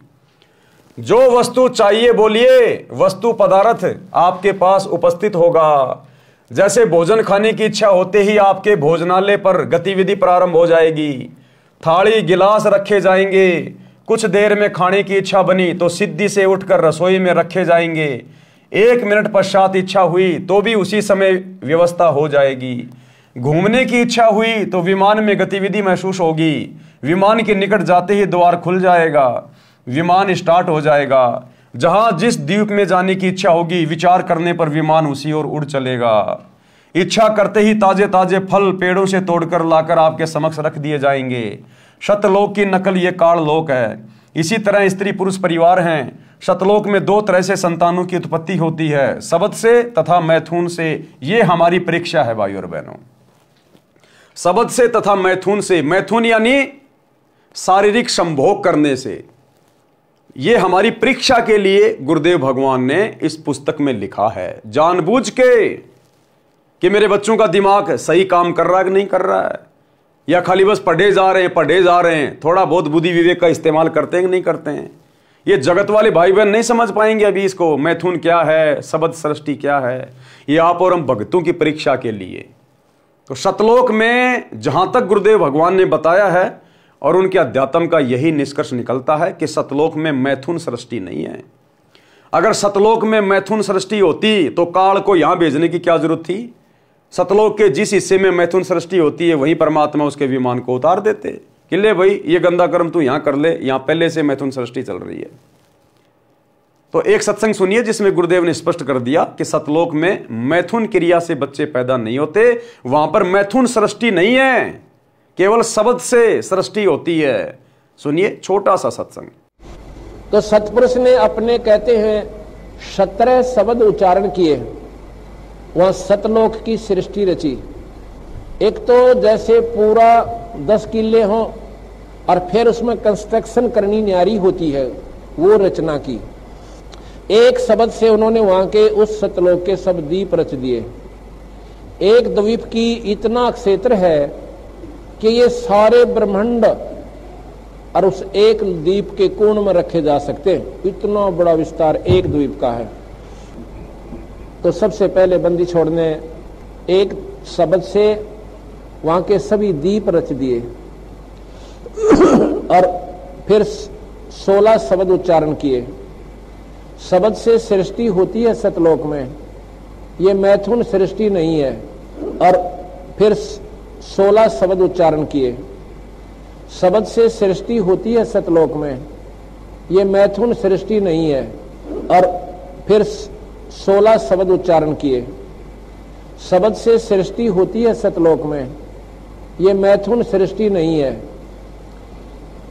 पहले शब्द से दीप लोक आदि रच दिए। दूसरे शब्द से फिर 16 शब्दों से 16 पुत्र वहां जिन्होंने वहां पर कंट्रोल करना है उस सारी सृष्टि के सतलोक की को, वो बनाए। तो भाई और बहनों, आपने सुन लिया कि सतलोक में मैथुन से सृष्टि नहीं है। और यहां गुरुदेव लिख रहे हैं कि सतलोक में शब्द से तथा मैथुन से सृष्टि होती है। इसका मतलब हमारी परीक्षा के लिए गुरुदेव भगवान ने जानबूझकर यह पॉइंट लिखा है। वह हंस पर निर्भर करता है। वचन से संतान उत्पत्ति वाला क्षेत्र सत्य पुरुष के सिंहासन के चारों ओर है। नर नारी से परिवार वाला क्षेत्र उसके बाद में है। वचन से संतान उत्पन्न करने वाले केवल नर ही उत्पन्न करते हैं। सतलोक में वृद्ध अवस्था नहीं है। नर नारी वाले क्षेत्र में लड़के तथा लड़कियां दोनों उत्पन्न करते हैं, विवाह करते हैं। केवल वचन से जो बच्चे उत्पन्न होते हैं वे काल लोक से मुक्त होकर गए जीव जन्म लेते हैं, फिर कभी नहीं मरते न वृद्ध होते हैं। जो सतलोक में मुक्त होकर जाते हैं उनको सर्वप्रथम सत्य पुरुष जी के दर्शन कराए जाते हैं। उस समय उसका वही स्वरूप रहता है जैसा पृथ्वी से आता है, परंतु वृद्ध नीचे से गया तो वहां सत्य पुरुष के सामने उसी अवस्था व स्वरूप में जाता है। उसका प्रकाश 16 सूर्यों के प्रकाश जितना हो जाता है। उसके पश्चात उसको उस स्थान पर भेज दिया जाता है जो सबसे भिन्न है। वहां जाते ही उसका स्वरूप तो वैसा ही रहता है, लेकिन उसके शरीर का प्रकाश 16 सूर्यों जितना हो जाता है। परंतु यदि वृद्ध नीचे से गया है तो युवा अवस्था हो जाती है। देखो भाई और बहनों, हमारी परीक्षा, सब हमारी परीक्षा के लिए लिख रहे हैं यहां गुरुदेव भगवान। क्या लिखा है? परंतु यदि बूढ़ा, वृद्ध यानी बूढ़ा, परंतु यदि वृद्ध नीचे से गया है तो युवा अवस्था हो जाती है। यानी इस पृथ्वी लोक से यदि कोई बूढ़ा व्यक्ति ऊपर जाएगा सतलोक में तो वो युवा हो जाता है। और पीछे क्या लिखा है गुरुदेव ने? यहां देखो क्या लिखा है परमात्मा ने।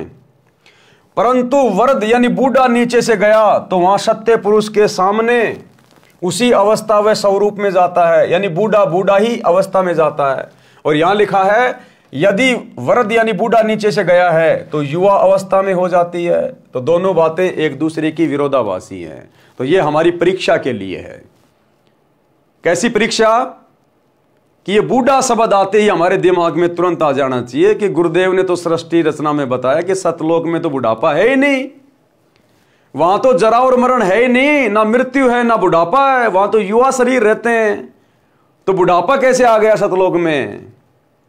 बूढ़ा कैसे हो जाएगा व्यक्ति सतलोक में? तो ये हमारी परीक्षा के लिए कि सतलोक में तो हमें सुंदर युवा शरीर प्राप्त होगा।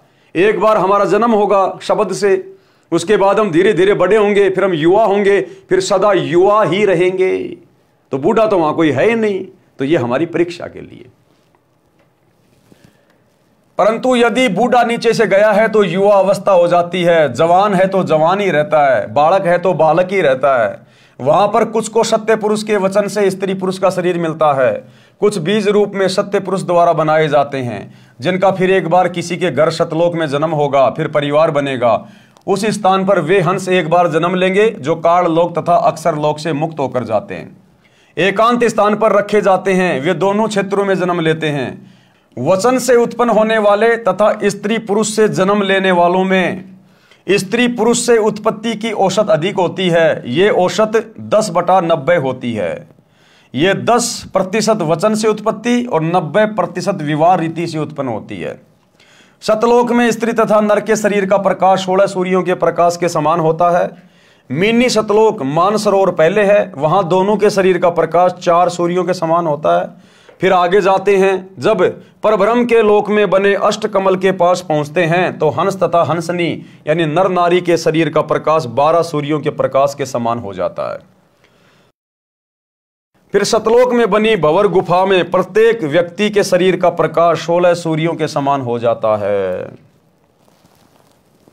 प्रमाण कबीर सागर अध्याय मोहम्मद बोध पृष्ठ 20, 21 तथा 22 पर 10 मुकामी रेखता।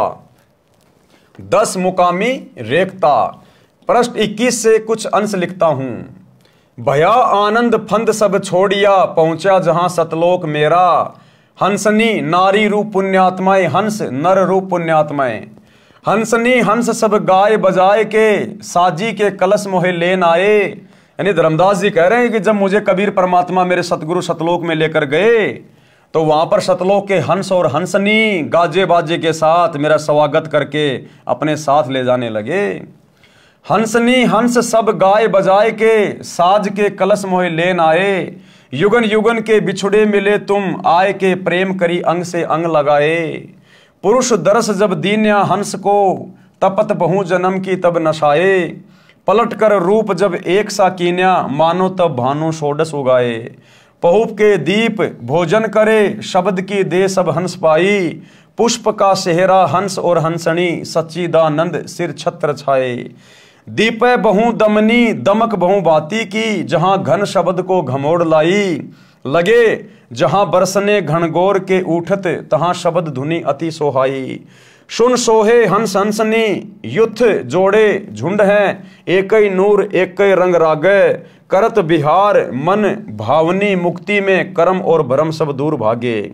रंक और भूप कोई परख आवे नहीं करत कोलाहल बहुत पागे।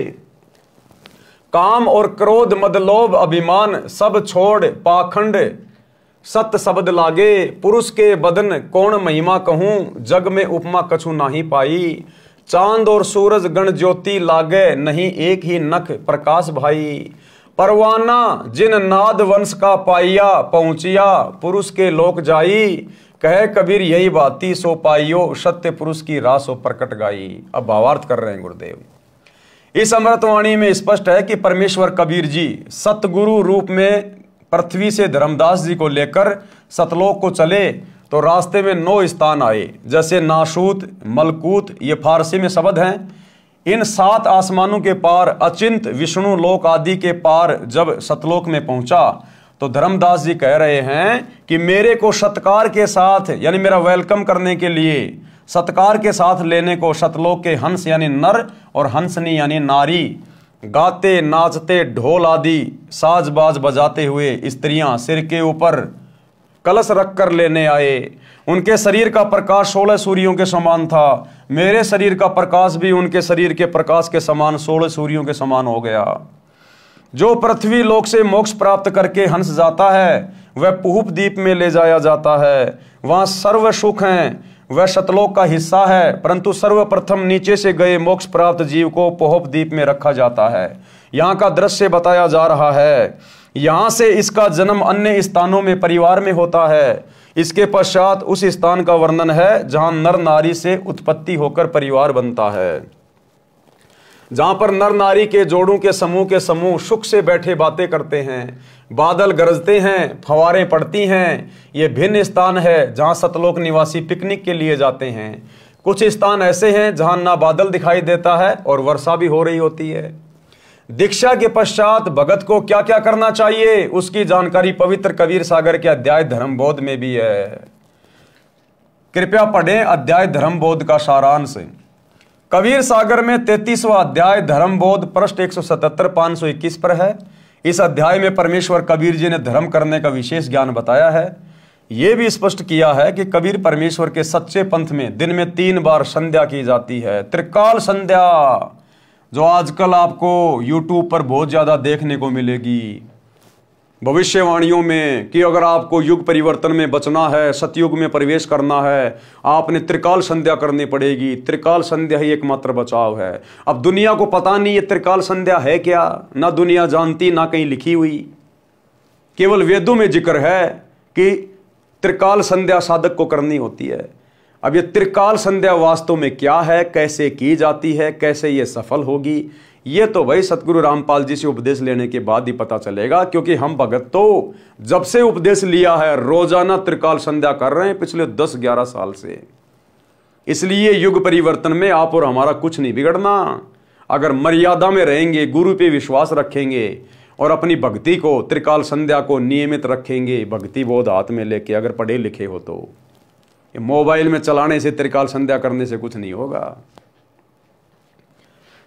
परमेश्वर कबीर के सच्चे पंथ में दिन में 3 बार संध्या की जाती है। संध्या का अर्थ है 2 वक्त का मिलन। एक संध्या सुबह, उससे दिन और रात्रि का मिलन होता है। यानी सुबह के नित्य नियम का जो समय है तकरीबन 5 बजे के आसपास का, तो वो 2 समय का मिलन होता है, उसको संध्या कहते हैं। रात्रि का समय जा रहा है, सुबह का समय आ रहा है, वो 2 समय का मिलन है।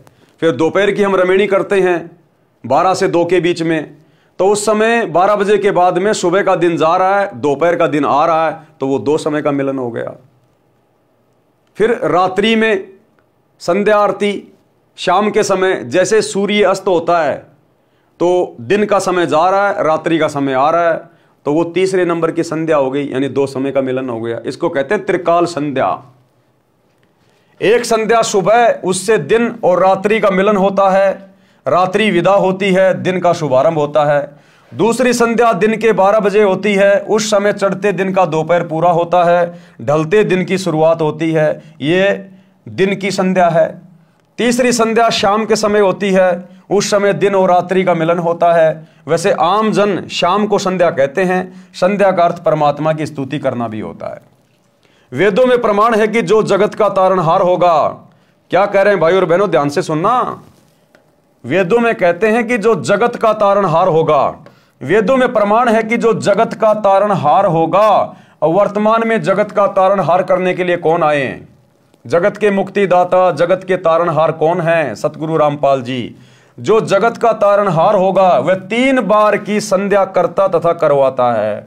तो इस पृथ्वी पर वर्तमान में 3 समय की संध्या कौन करता है, कौन करवा रहा है? सतगुरु रामपाल जी स्वयं भी कर रहे हैं, आप और हमें दिखाने के लिए, बताने के लिए एक भगत की भूमिका निभाते हुए, और हम सब से करवा रहे हैं।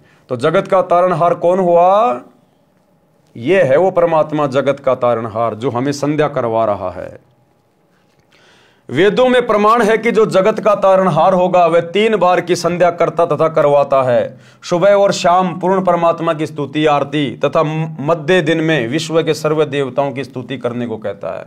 प्रमाण ऋग्वेद मंडल नंबर 8 सूक्त 1 मंत्र 29 में तथा यजुर्वेद अध्याय 19 मंत्र 26 में है। कबीर सागर में धर्मबोध अध्याय में पृष्ठ 177 पर भी यही प्रमाण है। सांझ सकार मध्या संध्या तीनों काल, धर्म कर्म तत्पर सदा कीजिए सुरती संभाल। भावार्थ, भगत जनों को चाहिए कि तीनों काल यानी तीनों समय की संध्या करे। सांझ यानी शाम को, साकार यानी सुबह तथा मध्याह्न यानी दोपहर, दिन के मध्य में संध्या करते समय स्तुति यानी ध्यान आरती में बोली गई वाणी में रहे और धर्म के कार्य में सदा तैयार रहे, आलस ना करे। धर्म बोध पृष्ठ 178 1522 पर कबीर कोटिन कंटक घेरी जो नित्य क्रिया निज कीन। चाहे भगत पे लाखों संकट क्यों ना आ जाएं, लेकिन अपने गुरु के द्वारा बताई गई तीनों समय की आरती, नाम का सुमरण, सत्संग सुनना, अपने 500 यज्ञ कभी भी नहीं छोड़ने चाहिए। कबीर कोटिक संकट घेरे जो नित्य क्रिया निज कीन, सुमिरन भजन एकांत में मन चंचल गए लीन। यानी कुछ समय एकांत में बैठकर प्रभु के नाम का सुमरण करना चाहिए। ये खाते पीते, उठते बैठते, नहाते धोते, ये तो केवल भक्ति की शुरुआत के लिए है। जब आपको शतनाम मिल जाए उसके बाद आपने घंटा आध घंटा जैसा भी आपको समय मिले आपने अभ्यास करना है। शांति से बैठकर सुरती नृत्य मन और पवन से आपने सुमरण करना होगा, तब जाके बात बनेगी। ये खाते पीते करते रहने से बात नहीं बनेगी। क्या कह रहे हैं परमात्मा? सुमरण भजन एकांत में मन चंचल गए लीन। अपने मन को रोककर आपने एकांत में बैठकर भी सुमरण करना चाहिए। भगत के ऊपर चाहे करोड़ों कष्ट पड़े, परंतु अपनी नित्य की क्रिया तीनों समय की संध्या अवश्य करनी चाहिए तथा चंचल मन को रोककर एकांत में परमात्मा की दीक्षा वाले नाम का जाप करें। कबीर भक्तों और गुरु की सेवा कर श्रद्धा प्रेम सहित परम प्रभु ध्यावई करी अतिशय मन प्रीत। अपने गुरुदेव तथा सत्संग में आए घर पर आए भक्तों की सदा आदर के साथ सेवा करे, श्रद्धा तथा प्रेम से सेवा करनी चाहिए। परम प्रभु यानी परम अक्षर पुरुष की भक्ति अत्यधिक प्रेम से करे। किसकी भक्ति? परम अक्षर पुरुष की। तो भक्ति आज हमें किसने दी? परम अक्षर ब्रह्म ने, सतगुरु रामपाल जी भगवान ने। तो कहते हैं अपने गुरुदेव की सेवा और गुरुदेव की भक्ति बहुत ही प्रेम से, बहुत ही श्रद्धा भाव से करे, तब कहीं जाकर हमारा काललोक से छुटकारा होगा। भगत जति तथा सती होना चाहिए। अब इस पॉइंट के ऊपर भाई और बहनों हम कल रात्रि 8 बजे फिर से लाइव आएंगे, तो कल रात्रि सभी भाई बहन फिर से जुड़िए। तब तक गुरुदेव भगवान हम सबको आज्ञा दें, इजाजत दें, सद्बुद्धि दें, आशीर्वाद दें। बंदी छोड़ सतगुरु रामपाल जी भगवान की जय हो।